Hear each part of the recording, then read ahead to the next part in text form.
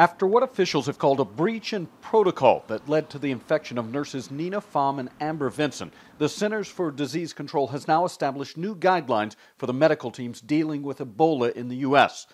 Healthcare workers must be repeatedly trained on how to use personal protective equipment. That equipment should leave no skin exposed, and a trained observer or site manager must monitor employees using the protective gear.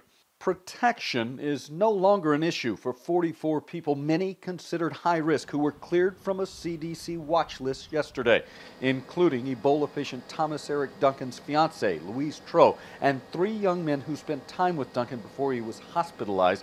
They've ended now a 21-day isolation period. There are people who've been through an incredible ordeal, and there are people who need our compassion, our respect, and our love.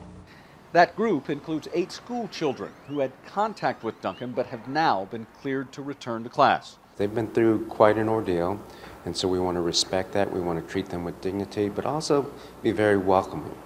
In a community where there's still concern, 120 people in Texas are being monitored for symptoms of the virus, including 75 hospital employees from the team that treated Duncan. Officials say those healthcare workers will come off the list almost daily depending on their last exposure to Duncan. Dallas Mayor Mike Rollins says the magic day here, if there are no more cases, is November 7th. That's when Dallas will be considered Ebola-free. Jay Gray, NBC News, Dallas.